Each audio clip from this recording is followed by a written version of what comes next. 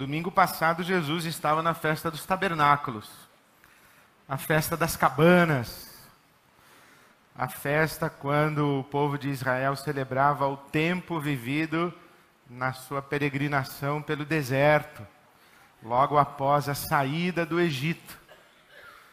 Com braço forte, Moisés tirou o povo da terra do Egito, chegou às portas de Canaã, 3 meses de viagem só, do Egito, passou o Mar Vermelho, 3 meses de viagem.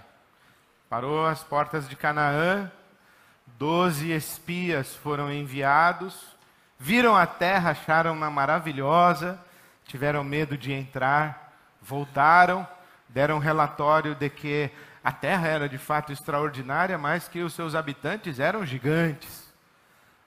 Tiveram medo, apenas Josué e Calebe disseram: vamos tomar posse da terra que o Senhor nosso Deus nos dá. E então, por causa desta covardia daquela geração, Deus faz com que o povo peregrine pelo deserto por 40 anos. A primeira geração que saiu do Egito morre no deserto, mas enquanto peregrina pelo deserto, eles habitam em cabanas, tabernáculos. E Deus não deixa que lhes falte nada. O pão que cai do céu e a água que brota da rocha. Então Jesus, no capítulo 6 de João, diz: olha, eu sou o verdadeiro pão do céu.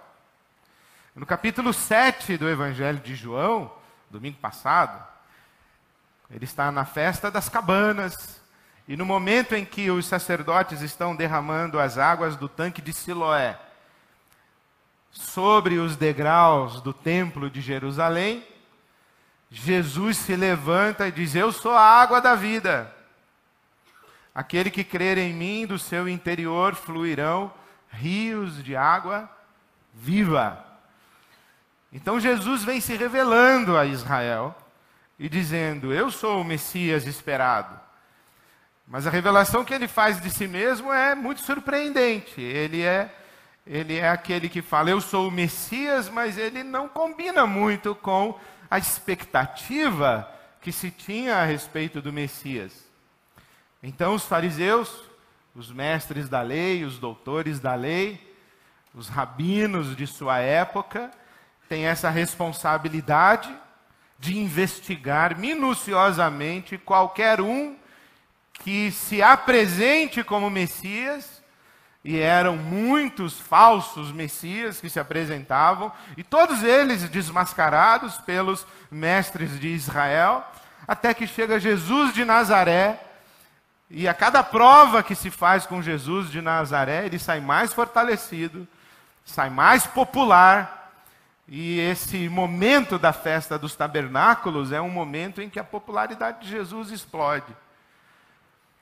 E agora, no capítulo 8, diz aqui o Evangelho de João, no versículo 2, que no dia seguinte, o 8º dia da festa dos tabernáculos, a festa durava 7 dias e depois, então, o 8º dia.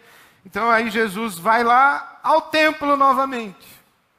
Jesus aparece no templo e ele vai ensinar o povo. E ensina esse povo assentado. Ele está reivindicando uma autoridade rabínica para ensinar. E no momento em que ele está ensinando, ele está sentado. Os mestres de Israel não ensinavam em pé, ensinavam sentados, seus discípulos ao seu redor. Então Jesus está sentado. E então trazem a ele uma mulher, versículo 3 do capítulo 8, surpreendida em adultério. Fizeram-na ficar em pé diante de todos e disseram a Jesus: mestre, esta mulher foi surpreendida em ato de adultério. Na lei, Moisés nos ordena apedrejar tais mulheres. E o Senhor, o que diz? Comentário de João. Eles estavam usando essa pergunta como armadilha a fim de terem uma base para acusá-lo. Por quê? Porque Israel, naquela época, era uma colônia romana.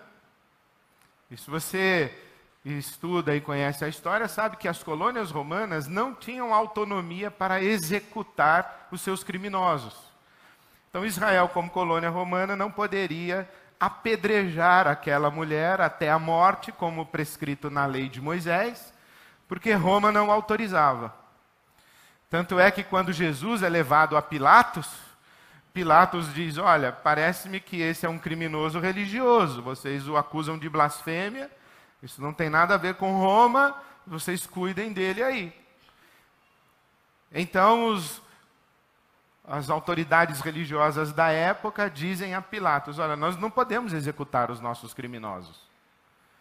Você sabe disso, Roma não nos autoriza a executar os nossos criminosos. E a popularidade desse cara está crescendo. E se o povo acreditar mesmo quem ele diz que ele é quem ele diz que é, vai haver uma rebelião aqui contra Roma. E é bom você cuidar dele, então dá um jeito aí. Então transformam Jesus de um criminoso religioso num criminoso político. Então, os judeus não poderiam apedrejar aquela mulher, porque não poderiam levar à morte alguém que praticasse algum crime ou algum delito religioso. Por outro lado, a lei de Moisés mandava apedrejar mesmo.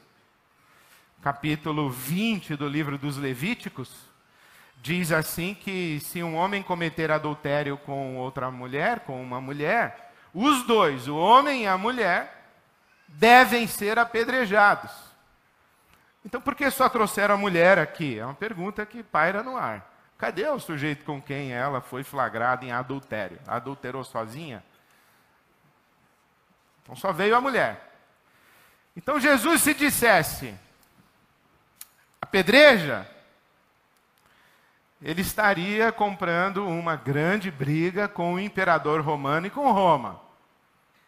E se ele dissesse, não apedreja, porque Roma não permite, ele seria acusado de obedecer ao imperador romano e não obedecer a Moisés, e não obedecer à lei. Então Jesus está praticamente numa situação onde não há saída, é perder ou perder. Entretanto, Jesus inclinou-se, versículo 6, e começou a escrever no chão com o dedo. Visto que continuavam a interrogá-lo, ele se levantou e lhes disse: se alguém de vocês estiver sem pecado, seja o primeiro a atirar pedra nela. Inclinou-se novamente e continuou escrevendo no chão. Os que o ouviram, João 8, versículo 9, os que o ouviram foram saindo, um de cada vez, começando pelos mais velhos.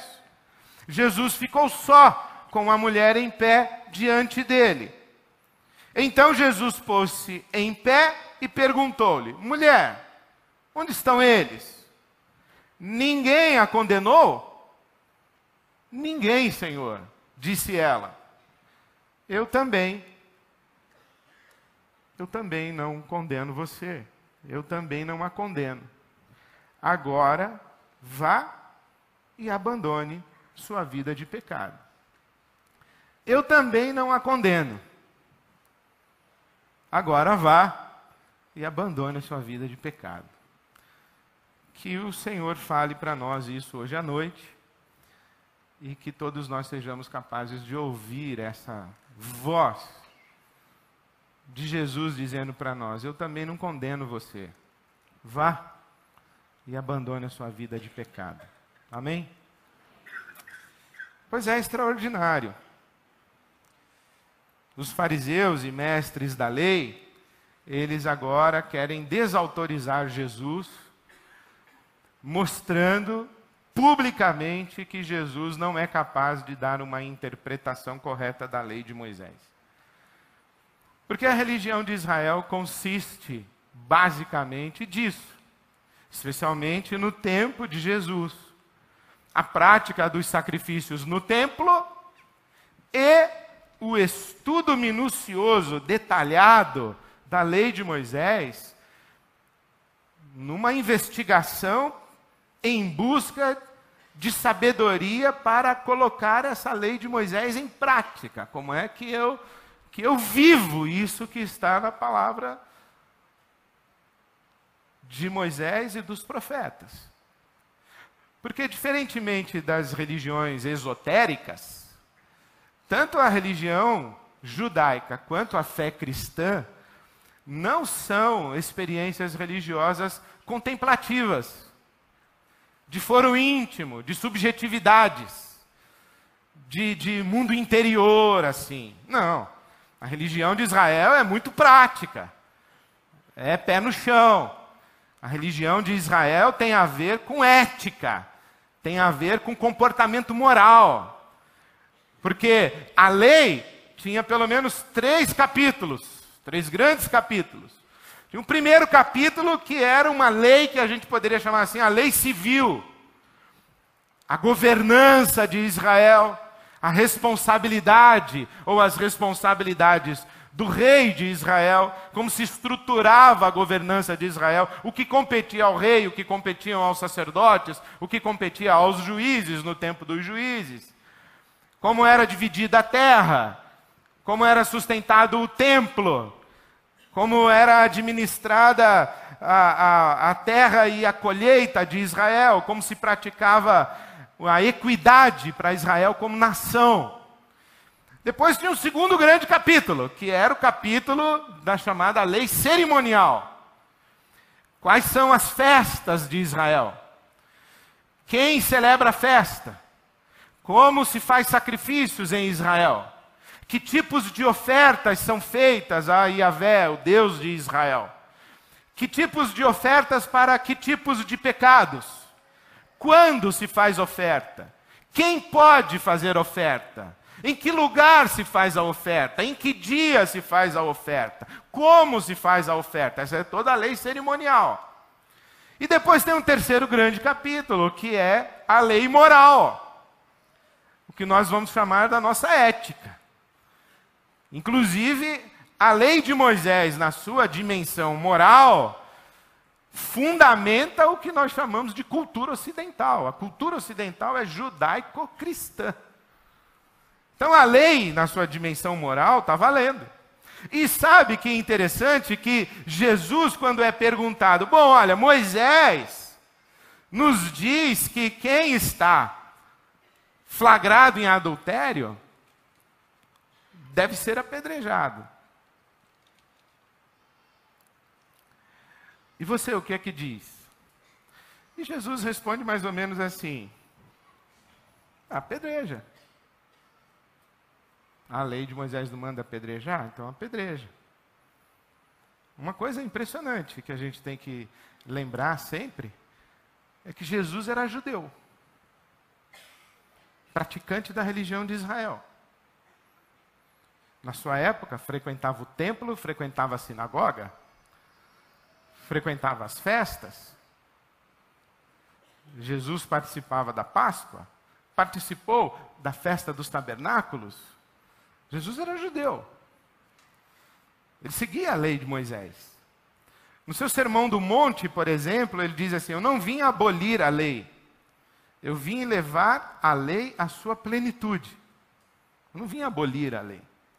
Então, quando alguém diz assim, Jesus, o que a gente deve fazer com essa mulher flagrada em adultério? Jesus olha para a situação e diz, adultério? Está na lei? Apedreja, porque está na lei e está valendo. Porque a lei de Deus não é um amontoado de preceitos que resumem os caprichos de Deus. A lei de Deus reflete o caráter de Deus. Os mandamentos morais que nós chamamos e encontramos na palavra de Deus refletem o caráter de Deus, porque o nosso Deus tem caráter. Existem deuses que não têm caráter, não é que eles são mau caráter. Eles não têm caráter, eles estão acima do bem e do mal. Eles são tudo. Não, nosso Deus não é tudo. O Deus que se revela a Israel, ele tem caráter. Ele é contra a balança enganosa. Ele é contra a opressão do pobre. Ele é a favor da viúva, do órfão, do estrangeiro. Deus faz opções. Isto é, Deus tem critérios. Então Deus tem caráter. E a sua lei é uma expressão do seu caráter, na forma de mandamentos e prescrições comportamentais. Mas refletem o seu caráter. Porque a gente só se localiza no mundo quando a gente tem critérios. A gente só tem critérios. Como é que a gente sabe que alguém é alto e outro é baixo? Um é magro e o outro é gordo? É porque a gente compara o magro e o gordo com alguém, com um padrão. Diante desse padrão, esse aqui é magro e esse aqui é gordo. Esse aqui é baixo, esse aqui é alto. Diante desse padrão, isso aqui é bom e isso aqui é mal. Diante desse padrão, isso aqui é certo, isso aqui é errado. Tem que ter um padrão. E Deus é o padrão de todo o universo. E a lei moral reflete isso. Então a primeira coisa que Jesus faz é, não está na lei. Adultério não está aprovado na lei. Então tem que apedrejar? Apedreja. Está na lei, é isso? Então apedreja. Agora, apedreja, quem vai apedrejar? Aquele que não tem pecado. Então é como se Jesus dissesse, agora preste atenção. Se você apertar o botão que deflagra a aplicação da lei contra essa mulher, e se você apertar um botão que deflagra a aplicação da lei em termos absolutos como normativa para a organização da sociedade, e se você apertar o botão que deflagra a aplicação da lei em termos absolutos, para ver quem é que sobrevive na presença do Deus Altíssimo, 3 vezes santo, preste atenção e cuide bem que você não seja encontrado pela lei. E você não seja também apedrejado por ela. Porque quando você apertar um botão, aplique-se a lei vai começar a apedrejar. E ela vai apedrejando, apedrejando, apedrejando, até chegar diante de um inocente. Quando chegar diante do inocente, ela para. Enquanto não encontrar um inocente, ela não para. Então verifique bem se você vai apertar esse botão e mandar deflagrar a lei. É o que Jesus fala. Aí então o que esse pessoal diz?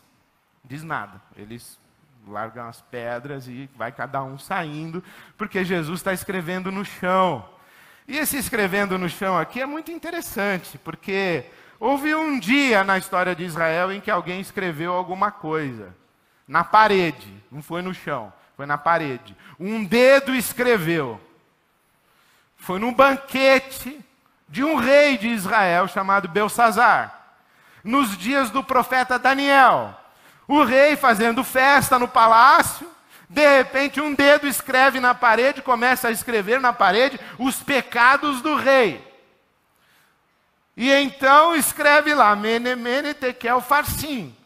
Você foi pesado na balança e ficou ruim para você.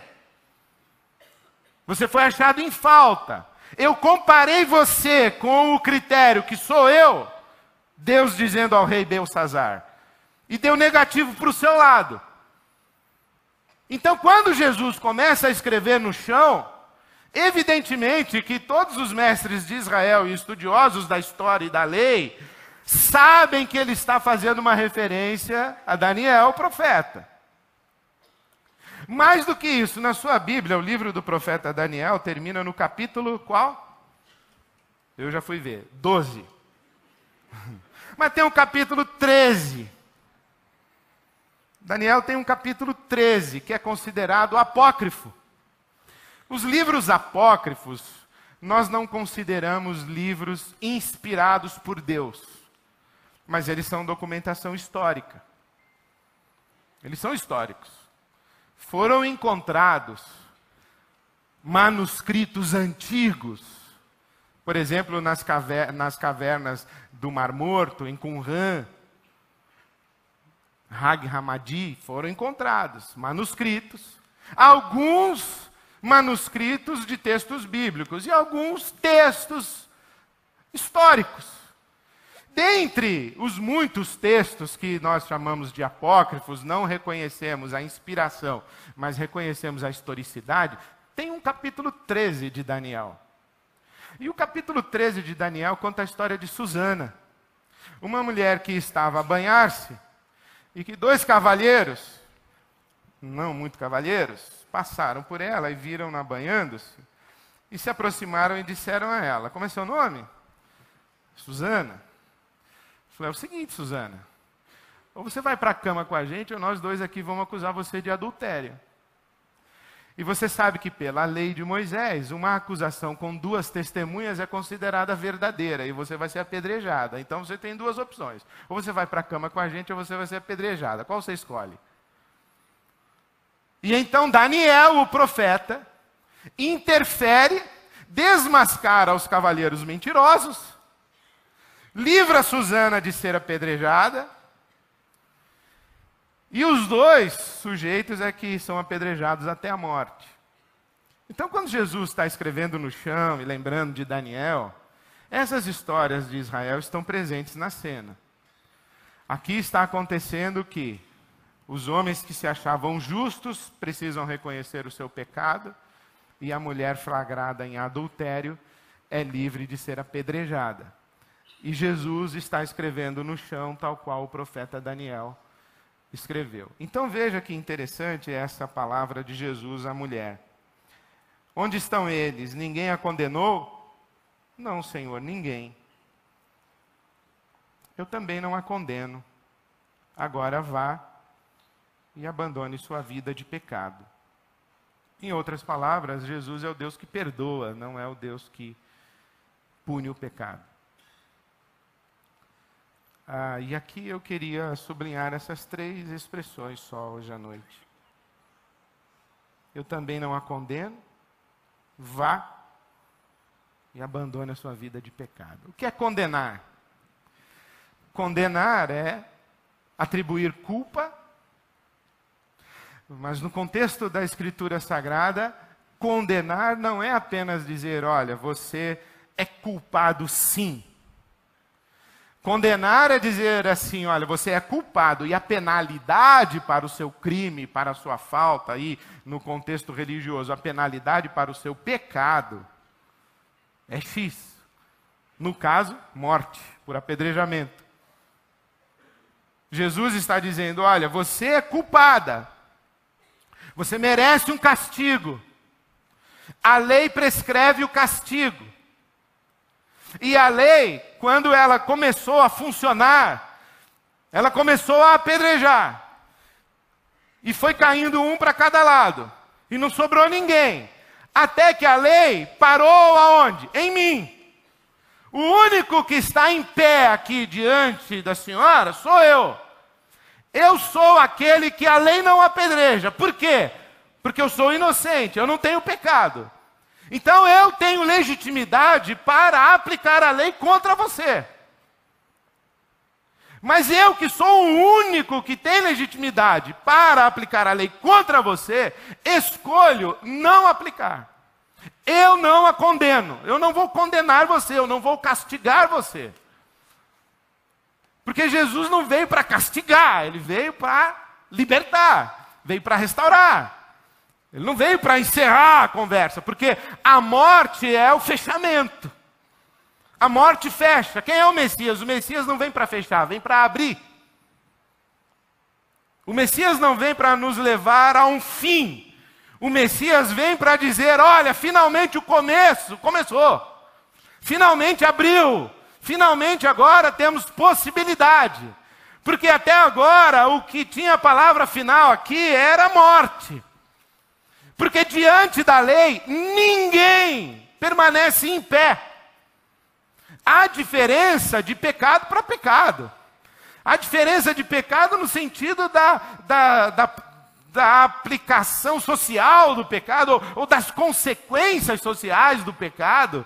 Mas diante da santidade de Deus, ninguém fica em pé. Por isso que Jesus diz assim: olha, aquele que não tem pecado, atire a primeira pedra. Então todos têm pecado. E Jesus diz: eu não a condeno. Por quê? Porque você não precisa condenar um pecador flagrado no seu pecado. O flagrante já é a condenação que pesa, já é o sofrimento em si, já é a própria penalidade, ser flagrado no pecado. É a culpa, é a vergonha, é aquela prisão no labirinto da memória do pecado cometido, é o arrependimento, porque arrepender-se dói demais. O arrependimento dói muito. Por que é o arrependimento? O arrependimento é dizer assim, você estava certo e eu estava errado. É muito difícil a gente dizer sim, eu reconheço que você estava certo, eu estava errado. Eu reconheço que eu fui teimoso. Eu reconheço que era mesmo para virar à esquerda ali. Você está certa. Você estava certa. Eu tinha certeza que era para o lado de cá. Mas você estava certa. Isso dói. O arrependimento é reconhecer que eu não fui perfeito como eu achava que era. Que eu não dei conta da situação como eu achava que dava conta. Isso é arrepender-se. E nesse arrependimento, quando eu me dou conta disso, e eu sou exposto, e publicamente está claro de que eu não sou nada disso que vocês pensam que eu sou, aí quando a casa cai e a gente fica nu, e a nossa feiura de alma aparece, isso daí, guardadas todas as proporções, é aquele menininho que ganhou um carrinho de Natal e ficou brincando no 21º andar ali na janela. O papai disse, sai daí, tira esse carrinho daí, você vai deixar esse carrinho cair, não brinca aí, você está folgando, bababá. E ele, esperto, diz, não, meu pai me pega no meu pé, meu pai não sabe de nada, meu pai não me deixa. O carrinho cai. Aí o carrinho cai, se espatifa lá embaixo. Vai o menino lá embaixo, pega o seu carrinho todo quebrado, volta chorando. E aí quando ele chega chorando com o carrinho todo quebrado, o pai ainda dá umas chineladas nele.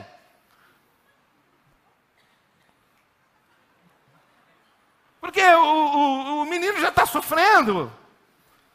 Ele já viu, e agora ele está dizendo, por que eu fui brincar naquela janela? Por que eu não brinquei no sofá? Por que eu não brinquei no tapete? Por que naquela hora que quase caiu eu não parei e fui brincar no tapete? Não, porque eu quase caiu, mas não caiu, porque eu consegui não deixar cair. Então, da próxima vez eu consigo também. Consegue? Vai conseguindo.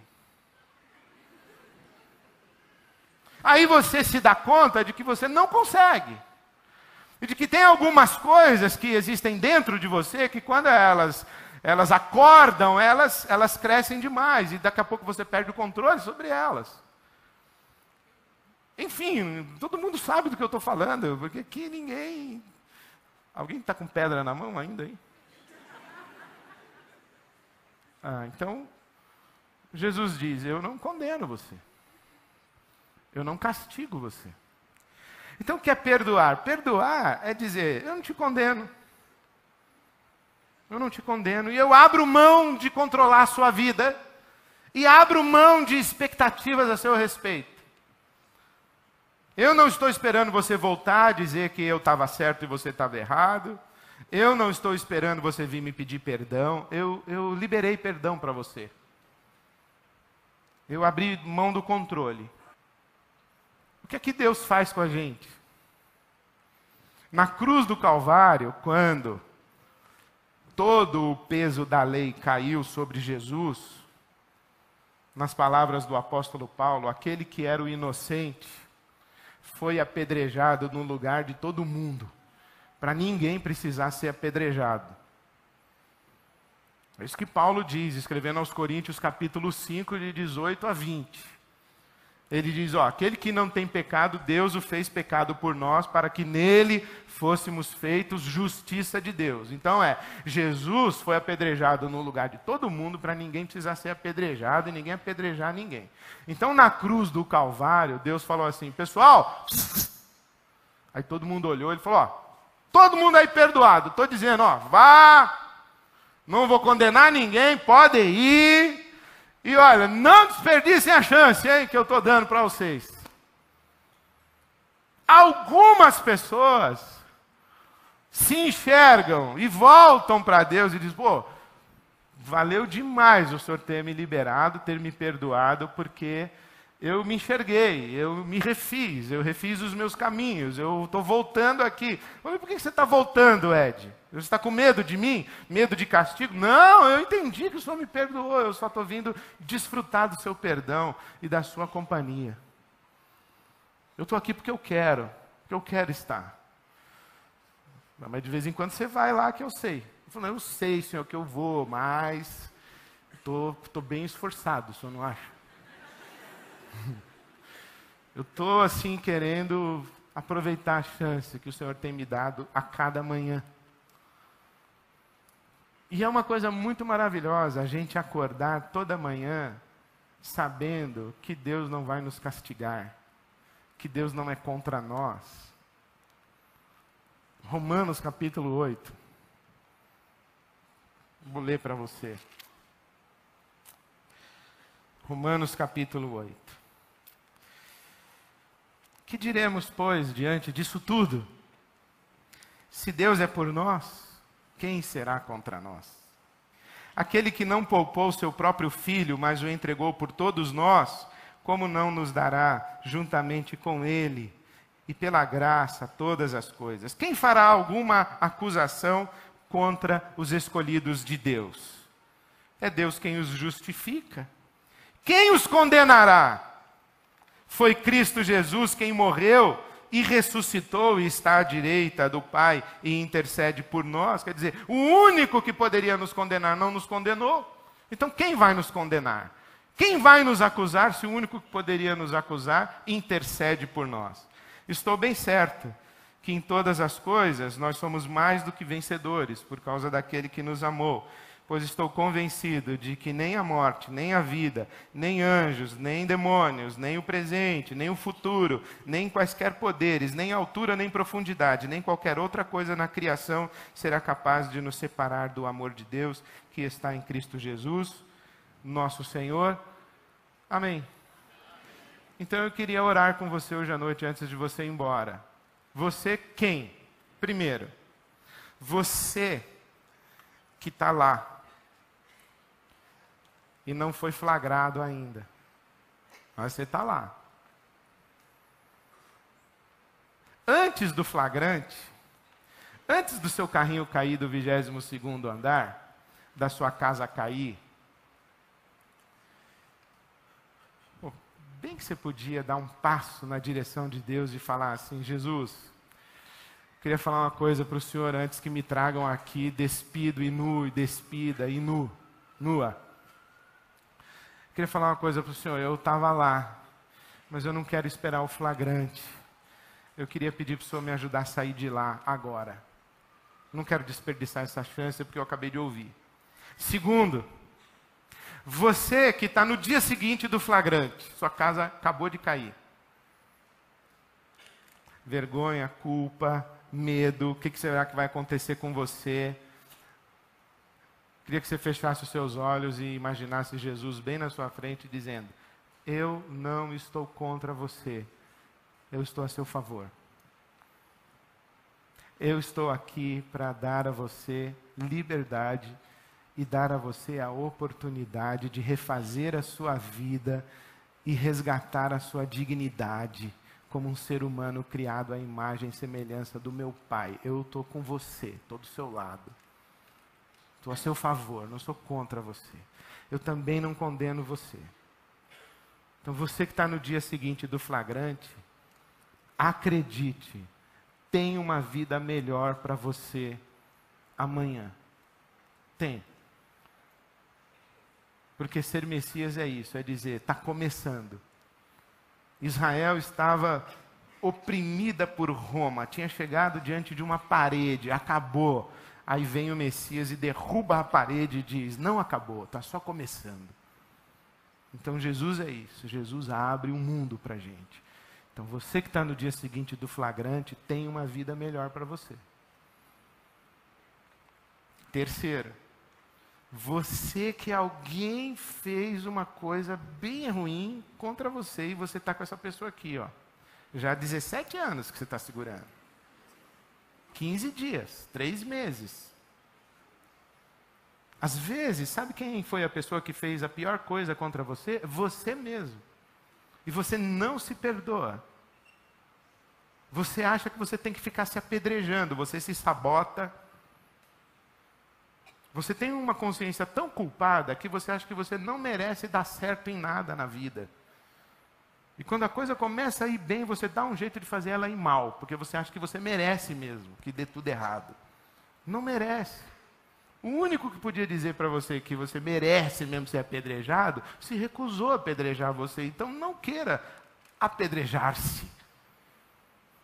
Solte quem você está segurando. Pode não ser você, pode ser outro alguém. Solte. Solte as pedras. Então eu queria orar por você hoje à noite. Eu falei 3 pessoas que eu queria orar. Mas se você falou, pô, e eu? Pode vir também na frente, eu oro por você também. Eu queria orar por você e orar para a gente dizer assim, olha, eu sou feliz. Porque vamos ficar em pé e vamos cantar?